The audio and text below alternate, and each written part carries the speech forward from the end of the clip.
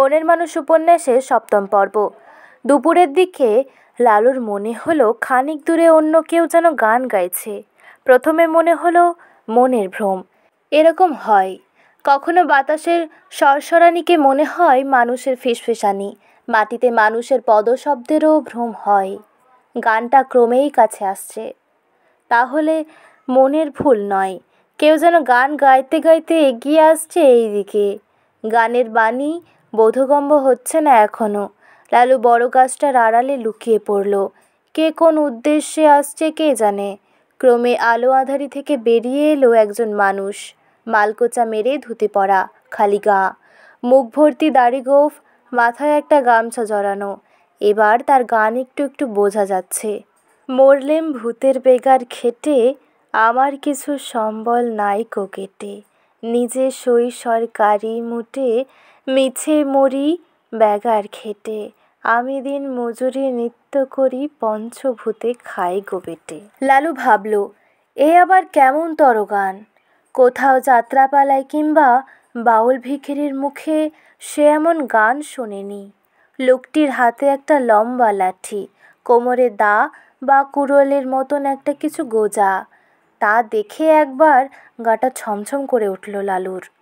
কোনো হিংস্র মানুষ কী উদ্দেশ্যে এসেছে এখানে? লোকটা গান গাইতে গাইতে একটু একটু নাচছেও বটে, আর চুমো খাচ্ছে লাঠির ডগায়। হিংস্র মানুষেরা কি গান গেয়ে নাচে? ওর সঙ্গে আর কি কেউ আছে কি না তা দেখার জন্য নিঃসাড়ে অপেক্ষা করতে লাগলো লালু। খানিক বাদে বোঝা গেল আর কেউ আসেনি। এ লোকটির চেহারাও তেমন বড়সড় নয়, লালুর চেয়ে মাথায় ছোট। লালুকে মারতে এলে সুবিধে করতে পারবে না। লালুর হাতেও একটা লাঠি আছে, আর বিনা কারণে মারবেই বা কেন? লালু কী দোষ করেছে? লোকটি গান থামিয়ে একবার হেঁকে বলল, আরে গেল কোথায়? এইখানেই তো লুকে দেখছিল তারে। এবার লালু বেরিয়ে এলো গাছের আড়াল থেকে। লোকটি বলল, এই যে বাপধন, আছিলা কোথায়? ওরে বাইস রে, হাতে দেখি এখন জমদণ্ড, মারবা টারবা না তো? লোকটি মাথায় এক হাত দিয়ে পিছিয়ে গেল খানিকটা। লালুর হাসি পেয়ে গেল। একটু আগে সে সশস্ত্র লোকটিকে দেখে ভয় পাচ্ছিল, এখন লোকটি তার হাতে লাঠি দেখে ভয় পাচ্ছে। লালু বলল, না না। লোকটি বলল, কওয়া তো যায় না কিছু, পাগল ছাগলে কখন কি করে বিশ্বাস নাই। শোনো, তুমিও একখান পাগল, আমিও একখান পাগল, পাগলে পাগলে কাজিয়া করে না। লালু বলল, আমি কেন পাগল হব? মোটেই না। লোকটি বলল, গ্রামের লোক যে কইল জঙ্গলে একখান পাগল আইসা গাছতলায় বইসা রয়েছে, তাই দেখতে আইলাম। আমি কিন্তু সত্যিই পাগল। আমার নাম আগে আছিল সুলেমান মির্জা, পরে লোকে নাম দিল কালুয়া মির্জা। এখন সকলেই কয় শুধু পাগল। লালু তবু জোর দিয়ে বলল, তুমি পাগল হতে পারো, আমি মোটেই পাগল না। কালুয়া মির্জা ফিক করে হেসে বলল, সব পাগলই ভাবে আমি পাগল না, খুব শেয়ানা। এই ভাবের বাজারে কে যে পাগল না তা বোঝাই শক্ত। তোমার নাম কি? লালু তৎক্ষণাৎ তার নামটা বদলে ফেলল। সে এখন নতুন মানুষ, তার নতুন নাম দরকার। প্রায় কিছুই না ভেবে সে বলল, লালন। লোকটি বলল, হিন্দু না মুসলমান? লালন বলল, সেটা জানা বুঝি দরকার? লোকটি বলল, তাই তো দেখি সবখানে। নতুন লোক দেখলেই মনে প্রশ্ন জাগে মুসলমান না হিন্দু। মুসলমান হইলে একরূপ ব্যবহার, আর হিন্দু হইলে অন্য রকম। লালন বলল, চেহারা দেখলেই কি জাত ধর্ম বোঝা যায়? কালুয়া বলল, তা কিছু কিছু বোঝা যায় তো বটে। লালন বলল, এইটাই তো বুঝি না আমি। হিন্দুরা গলায় মালা দেয় আর মুসলমানরা দেয় তচ্ছবি। সুন্নত দিলে মুসলমান হয় আর বামুনের গলায় থাকে পৈতা, কিন্তু বামনিদের গলায় তো কিছু থাকে না। আর মুসলমান মাইয়াদেরও সুন্নত হয় না। তাহলে স্ত্রীলোকের কি জাত ধর্ম নাই? কালুয়া বলল, রাখো ওসব কথা, মাইয়া মানুষদের নাম শুনলেই বোঝা যায়। তবে তোমার নাম লালন, লালন নামটা যেন কেমন কেমন, মুসলমান বলেই মনে লয়। নবাব সিরাজউদ্দৌলা জবাইয়ের পরে দেশে মুসলমানের মধ্যে পাগলের সংখ্যা দিন দিন বাড়তেছে। জানো তো, দিল্লির বাদশাহ বাহাদুর শাহ জাফরও গোল্লায় গেছেন। লালন বলল, দোস্ত, আমি অনেক কিছুই জানি না। আমি হিন্দু না মুসলমান তাও বুঝি না। এবারে কালুয়া একেবারে কাছে এসে বলল, যখন আমারে দোষ কইলা তখন হাতে হাত মিলাও। পাগলের আবার জাত ধর্ম কি, সব সমান। হাতের লাঠিটা তার এক হাঁটুর চাপ দিতেই সেটা দুটুকরো হয়ে গেল। এক টুকরো সে তুলে দিল লালনের হাতে। এতক্ষণ লালন লক্ষ্য করেনি, যেটাকে সে লম্বা লাঠি ভাবছিল সেটা আসলে একটা আঁখ। তৎক্ষণাৎ লালনের একটা অদ্ভুত অনুভূতি হলো। মানুষের চোখকেও তাহলে বিশ্বাস করা যায় না। চক্ষু যা দেখে তা বাস্তব সত্য নাও হতে পারে। যেটাকে মনে হচ্ছিল লাঠির মতন একটা অস্ত্র, সেটা আসলে ঠিক বিপরীত একটা রসালো খাদ্য। এই রকমই তো মানুষ রজ্জু দেখে সর্পভ্রম করে। আখের টুকরোটা হাতে নেওয়া মাত্রই লালনের পেটে দাউ দাউ করে জ্বলে উঠল খিদে। সে আঁখটা প্রায় না ছুলে চিবোতে শুরু করলো। সুমিষ্ট রস তার কণ্ঠনালী থেকে বয়ে এক পবিত্র ঝর্ণার মতো নামতে লাগলো তার জঠরে। কালুয়া বলল, শোনো, আমি পাগল বলে গ্রামের লোক আমারে যখন তখন খোঁচাখুচি করে। পোলাপানেরা আমার ভাতের পাত্র লাথি মাইরা ফাইলা দেয়। কারোর ক্ষতি করি না, তবু এত জ্বালাই। তাই তোমার কথা শুনে ঠিক করলাম জঙ্গলে এসে দুই পাগলে একসাথে থাকবো। সেইটাই ভালো না, কি কও? লালন বলল, তোমার কথা শুই না তো তোমার একটুও পাগল মনে হয় না? কালুয়া বলল, দেখবা, আমি মাঝে মাঝে বদ্ধ পাগল হইয়া যাই, কিছুরই হুঁশ থাকে না। আমি তখন বিশ্ব সংসার ওলটপালট করি। তুমি সেই কালে আমারে সামলাতে যায়ও না, দূরে পলাইয়া থেকো। এক দুদিন পর আবার ঠিক হয়ে যায়। লালন বলল, কিন্তু আমরা জঙ্গলে থাকলে খাবো কি? এইটুখানি আখের রস খেয়েই তো আমার দারুণ ক্ষুধা বৃদ্ধি হয়েছে। আমি সত্যিই পাগল না। যার ক্ষুধা তৃষ্ণা থাকে সে কি পাগল হয়? কালুয়া বলল, হবে না কেন? পাগলের ক্ষুধা তৃষ্ণা থাকে, কামনা বাসনা থাকে, পাগলেও গান গায়। খাবার ব্যবস্থা আমি করুম, তাগত থাকলে খাদ্য জুটে যায়। কোমর থেকে একটা কুড়োল বের করে সে জিজ্ঞেস করলো, তুমি বাঁশ কাটতে জানো? লালন বলল, বাঁশ? না, কাটি নাই কখনো। কালুয়া বলল, ঠেলায় পড়লে শিখতে আর কতক্ষণ লাগে? এই জঙ্গলে অনেক বাঁশঝাড় আছে। গ্রামের হাটে বাঁশ ভালো দামে বিকোয়। মাঝে মাঝে বাঁশ বেচে চাউল ডাউল খরিদ করে আনবো। আর তার আগে নিজেদের জন্য একটা ঘর বাঁধা দরকার। বৃষ্টির সময় মাথা গোজার একটা ঠাঁই চাই না? পাগল হবার আগে আমি ছিলাম ঘর, আমি খুব ভালো ঘর বাঁধতে জানি, তোমার শেখাই দেব। মাঝে মাঝে গ্রামে গেলে ঘরামির কাজের অভাব হয় না। মানুষের যেমন অনবরত ঘর ভাঙে, তেমনি নতুন ঘর বানাবার মোহ থাকে। লালন বলল, তুমি তো বেশ কথা কও। কালুয়া এক গাল হাসি হেসে বলল, যতক্ষণ নিজের নাম মনে থাকে ততক্ষণই।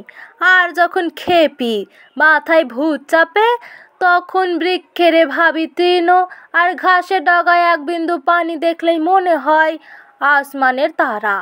মা কালীরে মন হয় খোদা, আর খোদারে মনে হয় মা কালী। আরে ছি ছি ছি, এসব কথা শুনলে লোকে আমারে মারবে না? বেশ করবে, মারবে। লালন শঙ্কিতভাবে বলল, তুমি মুসলমান হয়েও কালীর ভক্ত?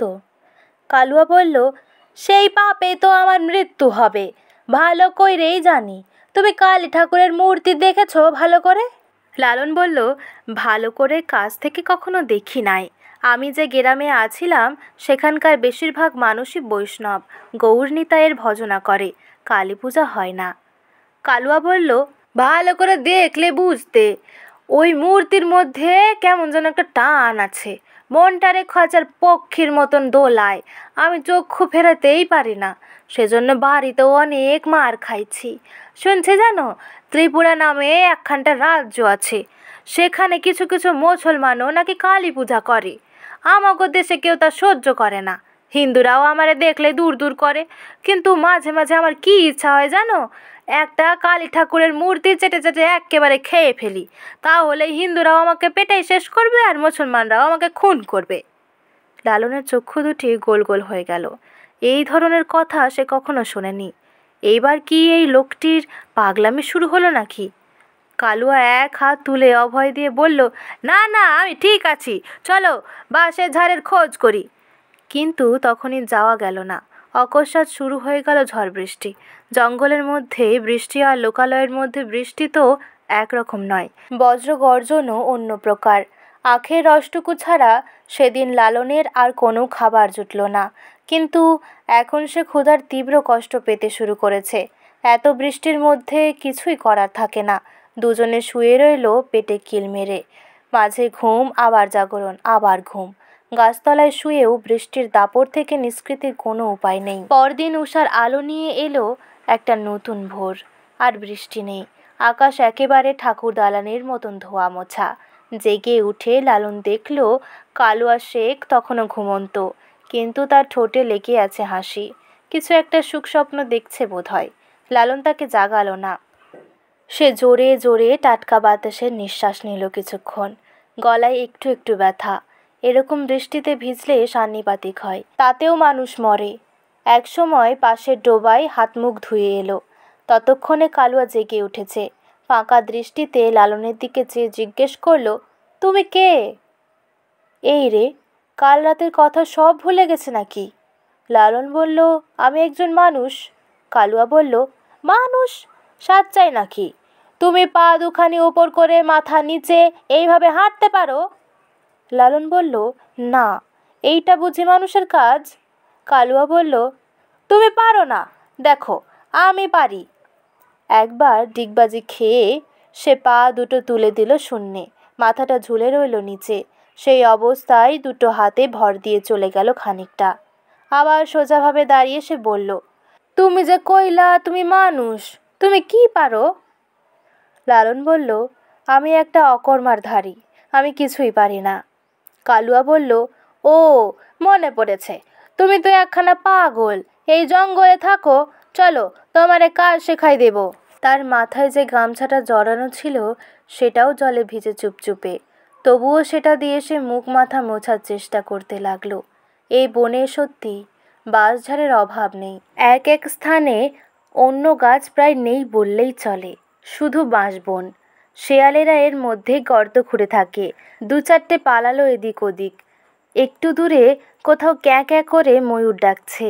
কালুয়া অভিজ্ঞ হাতে এক একটা বাঁশের গায়ে চাপড় মেরে দেখতে দেখতে এগোচ্ছে।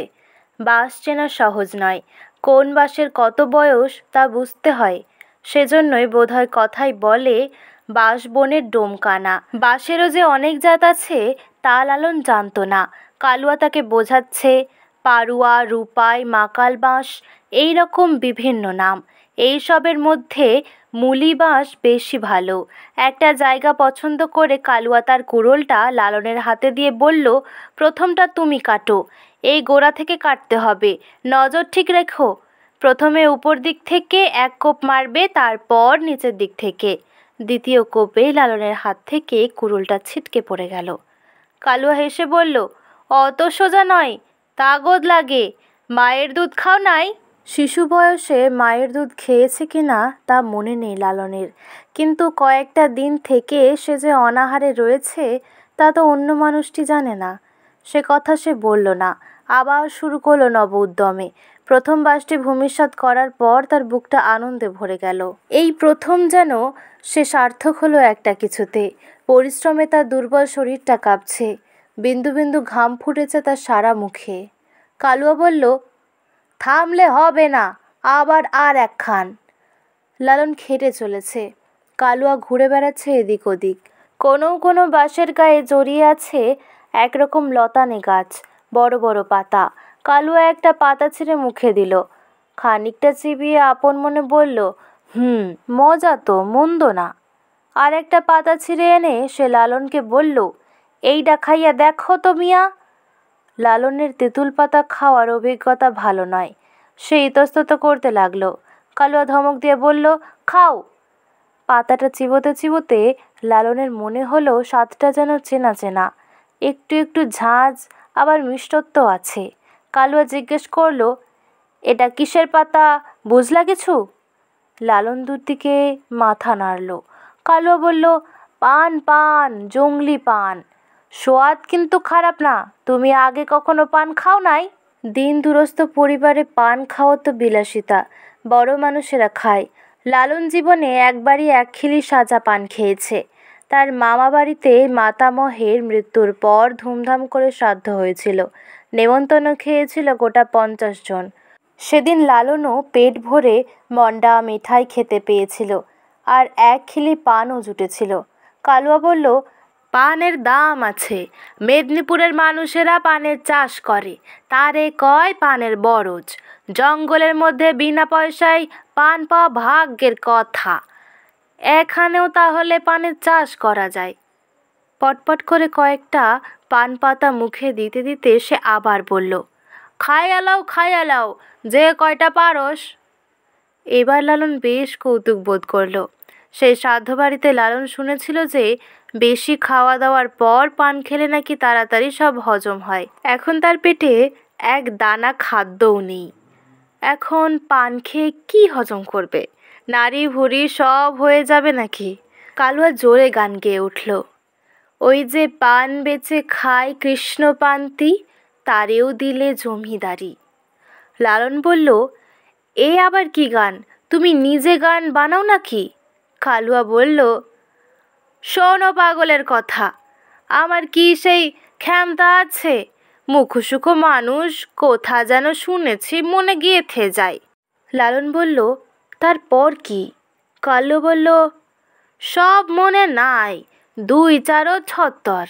প্যাদার রাজা কৃষ্ণচন্দ্র তার নামেতে নিলাম জারি, ওই যে পান বেচে খাই কৃষ্ণপ্রান্তি, তারেও দিল জমিদারি।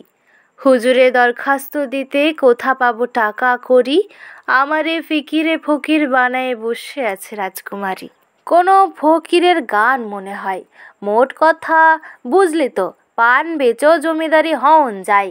পানের রসে লালনের গলার ব্যথা বেশ আরাম হলো। মোট বাঁশ কাটা হলো 10খানা। আর বেশি কেটে লাভ নেই, বয়ে নিয়ে যেতে হবে তো। অনেক আগেই লালনের হাত থেকে কুড়োলখানা নিজে নিয়েছিল কালুয়া। তার হাত অনেক দ্রুত চলে। বাঁশগুলো ডগা আর ডালপালা ছেটে সে সমান মাপের করে নিল। তবু 10খানা বাঁশ দুজনে বইবে কী করে? মোটা মোটা কিছু লতা জোগাড় করে কালুয়া সব বাঁশগুলোকে গোছ করে বাঁধল। এবারে মাটিতে ফেলে দুজনে একসঙ্গে টানবে। বেশ কিছু পান পাতাও সংগ্রহ করে নিল কালুয়া। গ্রামের হাটে পৌঁছতে পৌঁছতে বিকেল হয়ে গেল। তখন প্রায় ভাঙা হাট, তবু বাঁশগুলো বিক্রি হয়ে গেল অল্পক্ষণের মধ্যেই। কালুয়া পানের গোছের বদলে 1 সের ছোলা নিয়ে এলো একটা মুদিখানা থেকে। পাগলামির কোনো লক্ষণই নেই কালুয়ার, বেশ দরদামও করতে জানে।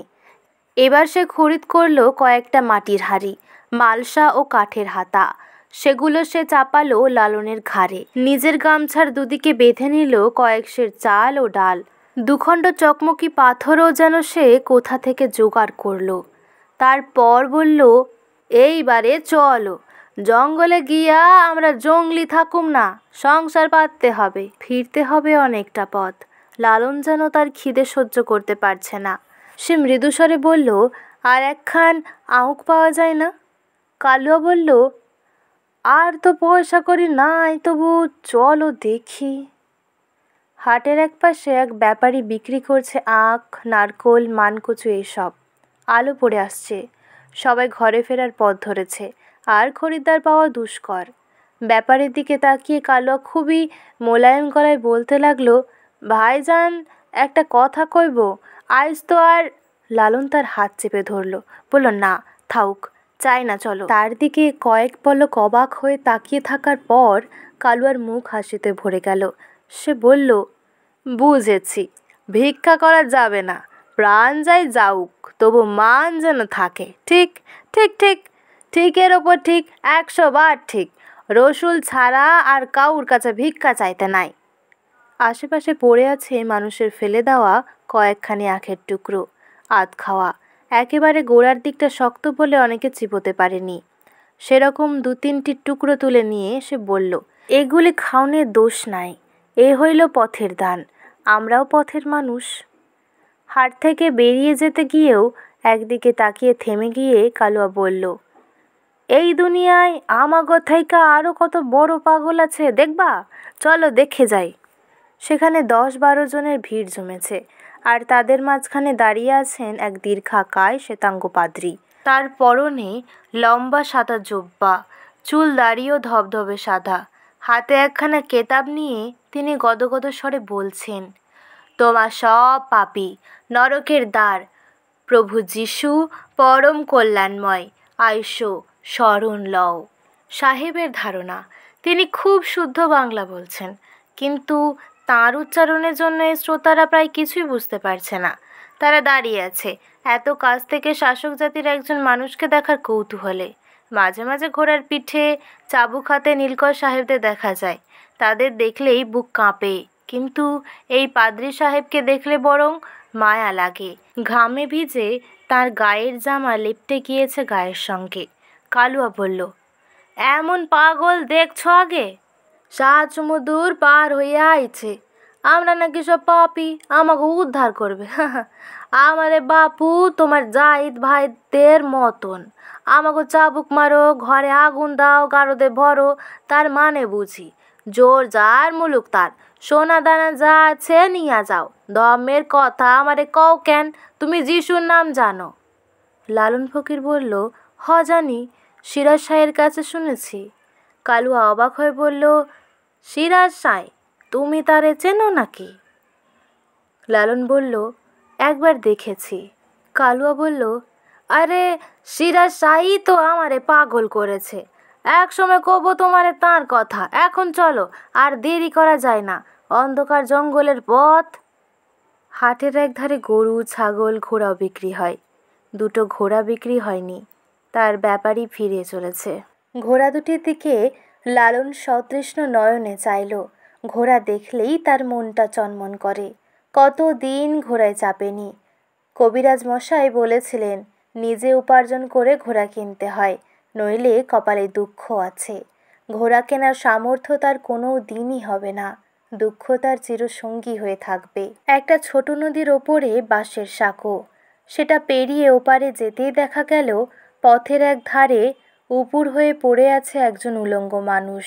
জীবিত না মৃত বোঝা যাচ্ছে না। সরু পায়ে চলা পথ দিয়ে এখন সঙ্গে অনেক হাট ফেরত মানুষ, কেউ তার দিকে ভ্রুক্ষেপও করছে না। লালন থমকে দাঁড়িয়ে পড়ল।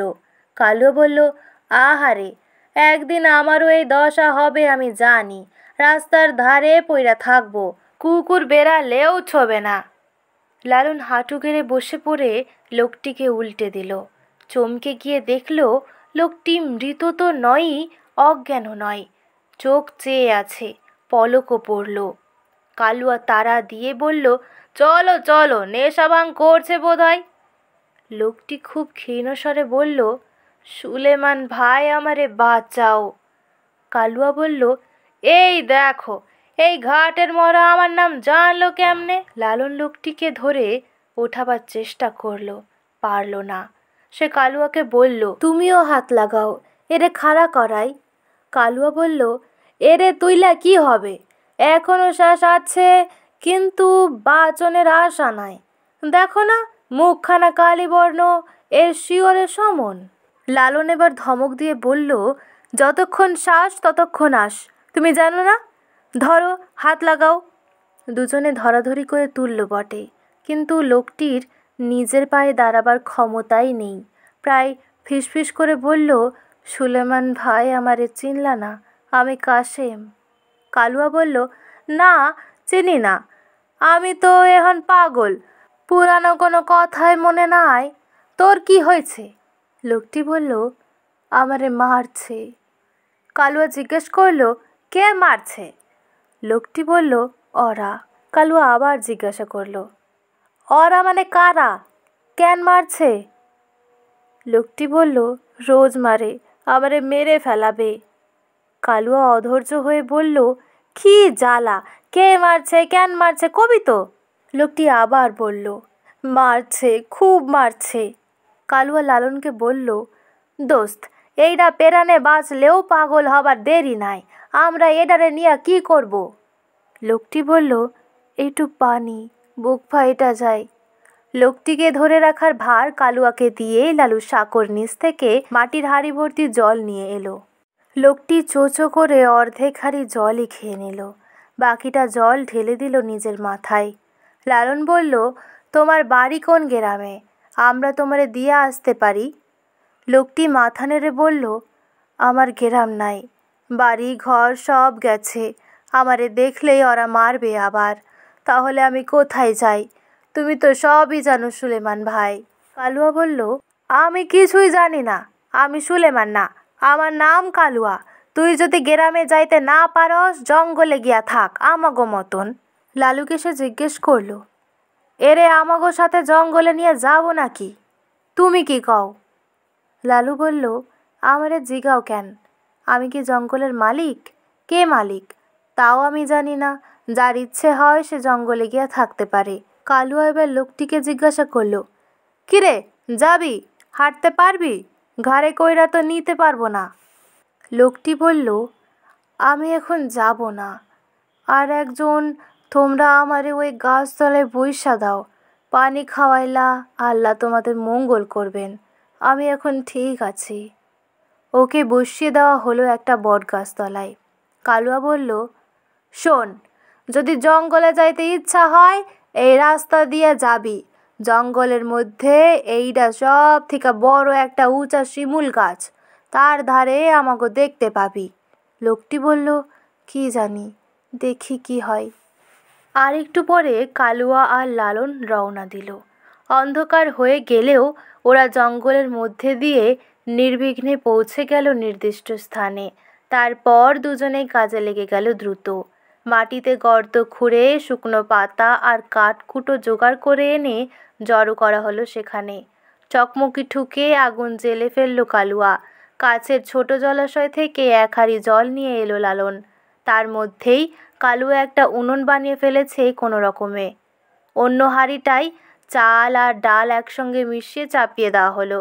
দুজনে বসে রইল উনুনের দুপাশে। খিচুড়ি রান্নার জন্য খুব একটা রন্ধনবিদ্যার জানা দরকার হয় না, মশলাপাতি ব্যবহারের প্রশ্নই নেই। নুন ছাড়া আর আনা হয়নি কিছুই। কিছুক্ষণ পরেই খিচুড়ির গন্ধ পাওয়া গেল। এই রাত্রিরে আর কলাপাতা পাওয়া যাবে কোথায়? কাছাকাছি কলাপাতাও নেই, ওরা জানে। কাল দেখা যাবে। ওরা আর ধৈর্য ধরতে পারে না। দুজনে হাঁড়ির মধ্যে হাত ঢুকিয়ে খিচুড়ি খেতে লাগলো গরম গরম। একটু পরে থেমে গিয়ে কালুয়া বলল, 6। তুই কয়বার? লালন বলল, গুনি নাই তো। কালুয়া বলল, এইবার থিকা তুই একবার, আমি একবার।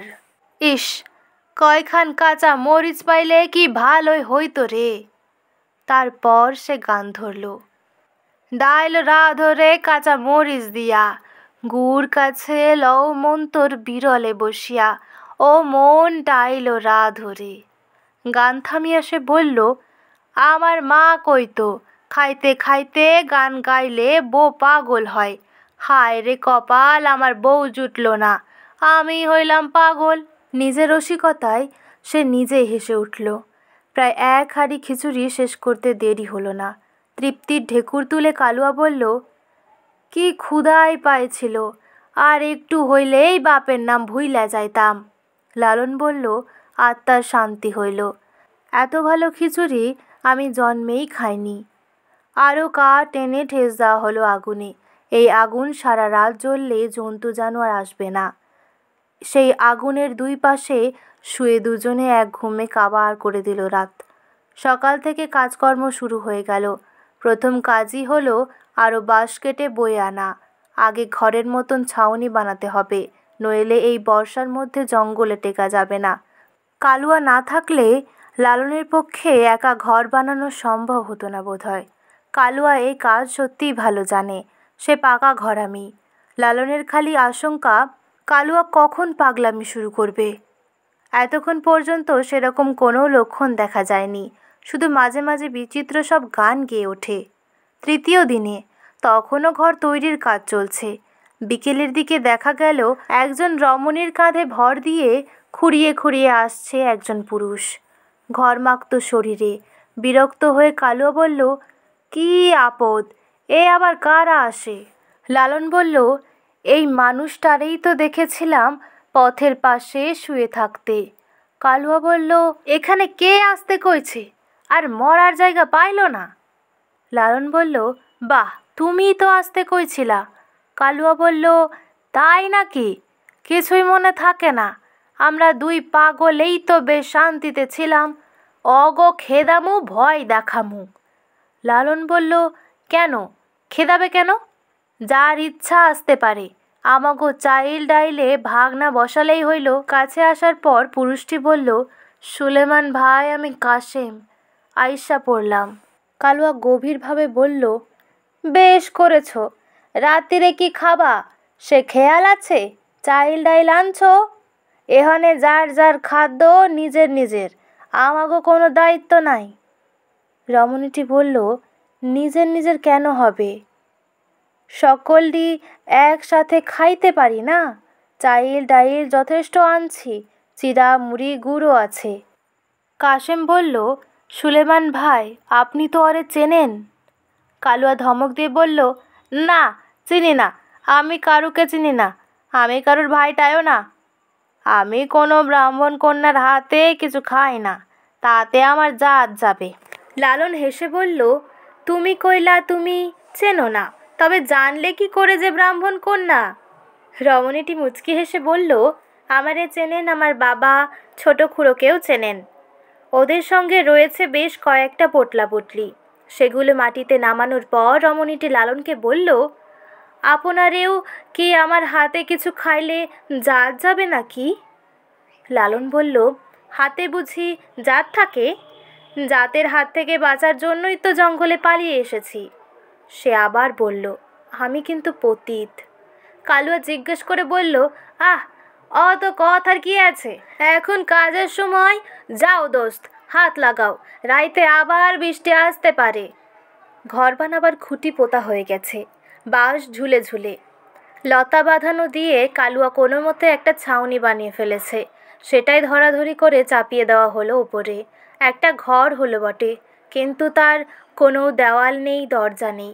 তবু বৃষ্টির সময় মাথা বাঁচানো যাবে। রমণীটির নাম কমলি। তার বেশ ব্যক্তিত্ব আছে, শরীরও বেশ মজবুত। মাথার চুল নেই, কদম ছাড় দেওয়া। তাতেই বোঝা যায় সে হিন্দু ব্রাহ্মণ ঘরের বিধবা। চক্ষু দুটি টানা টানা, নাকও বেশ চোখা। বয়স হবে 20-22। কাশিমের কোনো কাজ করার ক্ষমতা নেই, সে শুয়েই রইল। লালন আর কালুয়া যখন ঘর বাঁধায় ব্যস্ত, কমলি তখন পোটলা পটলি খুলে সাজিয়ে ফেলল সব জিনিসপত্র। তারপর উনুনে রান্না চাপিয়ে দিল সে, যেন এটা তার সংসার। অন্ধকার হয়ে যাবার পর সংসারের সে কর্ত্রীর মতোই অন্যদের ডাক দিয়ে বলল, সকলে খাইতে আসেন, বইসা পড়েন। রান্না তো হয়েছে 2টো হাঁড়িতে, কিন্তু থালা বাসন তো নেই। আজও কলাপাতা জোগাড় করা হয়নি। খাওয়া হবে কিসে? ডাল আর ভাত আলাদা রান্না হয়েছে, তার সঙ্গে আখের গুড়। লালন বলল, ভাত আর ডাউল পৃথক রেখে কি হবে? এক হাঁড়িতেই ঢালো, পেটে গেলে তো সব একই হয়ে যাবে। সেই জন্যই খিচুড়িতেই সুবিধে। এই হাঁড়ির মধ্যেই সকলকে হাত ডুবিয়ে ডুবিয়েই খেতে হবে, তাছাড়া তো অন্য উপায় নেই। কালই অন্য ব্যবস্থা দেখা যাবে। কমলি অবিশ্বাসের সুরে বলল, সকলে একসাথে খাবো? লালন নিজেই ভাতের হাঁড়ির মধ্যে সব ডাল ঢেলে দিয়ে ঘেঁটে দিল। তারপর বলল, একসাথেই খাওয়া হবে, কেউ বেশিও খাবে না, কমও না। কালুয়া বলল, এই আমি শুরু করলাম। কমলি হাত গুটিয়ে বসে রইল। লালন তাকে বলল, নাও শুরু করো। কমলি জিভ কেটে বলল, মেয়ে মানুষদের আগে খাইতে নাই, আগে পুরুষেরা খায়। কালুয়া হুঙ্কার দিয়ে বলল, চুপ, মেয়ে মানুষ আবার কি? এখানে কেউ মেয়ে নাই, পুরুষ নাই, কেউ যেন এই সব কথা না কয়। লালন বলল, তুমি হাত না দিলে আমরাও খাবো না, হাত লাগাও। এবারে 4টি হাত ঢুকলো হাঁড়ির মধ্যে, অথচ কারাকারি নেই। কালুয়া একটু পরে বলল, ধুর, সোয়াদ নাই রাঁধতে জানে না, মরিচ সম্বার না দিলে কি ডাইল হয়? কমলি বলল, হাট থেকে মরিচ, হলদি আরও মশলা এনে দিও, তখন দেখবা এই হাতে রান্না কেমন সোয়াদ হয়। লালন বলল, কালুয়া তুমি কেন কইলা ওর হাতে খেলে তোমার জাত যাবে?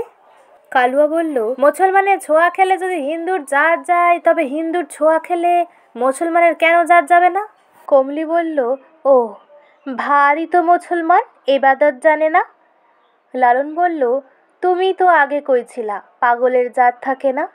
কালুয়া ভাবল, তাই তো আমি ভাবি, কখন বেশি পাগল হব? এই যে এখন ঠিকঠাক আছি, এইটাই তো ভালো লাগে না। এরপর বৃষ্টি নামলো, তবে জোরে নয়, ইলশে গুঁড়ি। ছাউনির মধ্যে আশ্রয় নিল চারজন। আজ বড় বেশি শেয়াল ডাকছে, কুককুক করছে একটা রাত পাখি। জলাশয়ের কাছটায় বড় কোনো জানোয়ারের দপাদপি শোনা গেল। শুধু চন্দ্রলুপ্ত রাত, মিশমিশে অন্ধকারে কিছুই দেখা যায় না। দরজাহীন ঘরে যদি কোনো হিংস্র জানোয়ার ঢুকে পড়ে বেশি রাতে? ছাউনি তৈরির জন্য বাঁশ কাটার সময় দুখানি লাঠি বানাবার সরু বাঁশও কাটা হয়েছে। লালন তার একখানা রাখল মাথার কাছে। মাটির ওপরে পাশাপাশি শুয়ে রইল চারজন। একটুক্ষণ কারোর মুখে কোনো কথাই নেই। তারপর কালো একটা গান গেয়ে উঠল। রহমান রহিম আল্লাহ তুমি ও গো মকরুল্লাহ, তুমি মক্কেরেতে ধরো কায়া, কোন আকারে কি রূপ ছায়া, কোন নাম ধরে দিলেন দেখা, কোন নূরে নূরেতে জেল্লা, নামটি তোমার নিরঞ্জন, রেখেছিল কে কখন? হঠাৎ গান থামিয়ে সে ফুপিয়ে ফুপিয়ে কেঁদে উঠল। লালন উদ্বিগ্ন হয়ে মাথা তুলে বলল, কি হইল দোস্ত, কি হইল? কান্না না থামিয়ে কালুয়া বলল, কিছু না, কিছু হয় নাই। কাশেম বলল, এইটাই তো ওনার অসুখ, একবার কান্না শুরু হইলে আর থামে না। লালন এই কয়দিনের মধ্যে এমন দেখেনি। হাসি ঠাট্টাতেই ওর ঝোঁক বেশি। আজ একেবারে শিশুর মতন কাঁদছে। লালন আবার জিজ্ঞেস করল, কষ্ট হইতাছে কিছু? কালুয়া বলল, না না না। তবু কান্না থামল না। কাশিম বলল, কমলি, তুই একখান গান গা, তাতে যদি থামে। কমলি একটু গুনগুন করে গাইতে শুরু করলো। তার গলাখানি বেশ। মা মা বলে আর ডাকবো না, ও মা দিয়েছ, দিতেছ কতই যন্ত্রণা, বারে বারে ডাকি মা মা বলিয়ে, মা বুঝি রয়েছে চক্ষু কর্ণ খেয়ে, মাতা বর্তমানে এ দুঃখ সন্তানে, মা বেঁচে তার কি ফল বলো না। এ গান শুনেও কান্না থামল না কালুয়ার। একজন মানুষ এমনভাবে কেঁদে চললে কি পাশের মানুষদের ঘুম আসে? একটু পরে লালনও একটা গান গেয়ে উঠল আপন মনে। ঘরের মধ্যে ঘর বেঁধেছেন মন মতো মনোহরা, ঘরের ৮ কুঠুরি ৯ দরজা, আঠার মতন ১৪ পোয়া ২ খুঁটিতে পাড়া সুসারা। ঘরের বয়ান বাজার ৫৩ গলি, ওই বাজারে বেচা কেনা করে মঞ্চরা। কমলি বলল, সাঁই, এটা কোন ফকিরের গান? আগে তো শুনি নাই। কাশেম বলল, আমিও শুনি নাই। আপনি রচেছেন বুঝি? লালন বলল, সাঁই, আমি সাঁইটাই কিচ্ছু না, মুখ্য সূক্ষ্ম মানুষ, কোনো দিন সাধনাও করি নাই। এ গান কার রচনা তাও জানি না। মাঝে মাঝে আমার কি যেন হয়, মনের ভেতর থেকে গান বাইরে আসে। কার গান কবে শিখেছি কিছুই বুঝি না। মনে লয় যেন আমার মনের মধ্যে আর একটা মানুষ লুকায়ে আছে। সে যে কে তাও জানি না। সেই গান বেঁধে আমারে দিয়া গাওয়াই। ইচ্ছা করলেও সব সময় গাইতে পারি না। তার যখন ইচ্ছা হবে সে আমার গলা দিয়া গাওয়াইবে। তোমাগো এমন হয়? কাশেম বলল, কি যে কন, আমরা তো চোখ থাকিতেও অন্ধ, মনের খবরও জানি না। যে মনের মানুষের কথা টের পাই, তারই তো সাঁই কয়। আহা, কি গান শুনাইলেন! লালনের গানের মাঝখানেই কালুয়ার কান্না থেমে গেছে। সে এবার বলল, চুপ কর তো, ভাজর ভাজর করিস না। এ গানের মর্ম বুঝিস কিছু? ঘরের ৮ কুঠুরি ৯ দরজা, এ কেমন তোর ঘর? তোরা বুঝলি না? এ অতি গুহ্য কথা। লালন বলল, আহা, অমন ধমক দেও কেন? আমিও তো বুঝি না। কালুয়া বলল, তোমার বুঝা দরকার নাই, আমারে ভূতে পাইছে, সেই ভূতই তোমারে দিয়া গাওয়াইবে। সেই ভূতের নাম নিরঞ্জন। এইবার সবাই ঘুমাও। লালন বলল, তুমি এত কাঁদছিলা কেন? কিসের কষ্ট হতেছিল? কালুয়া বলল, আমার কথা ছাড়ন দাও। আমারে ভূতে ধরে তবে সে আমার ১৪ পুরুষের ভূত। এ ভূতুরে না তাড়াইলে আমি শান্তি পাবো না। এবার সবাই চুপ করে গেল। দূরে কোথাও রাত পাখিটা ডেকেই চলেছে। থেমে গেছে বৃষ্টি, তবু গাছের পাতা থেকে টুপটাপ ঝরে পড়ছে জলের ফোঁটা।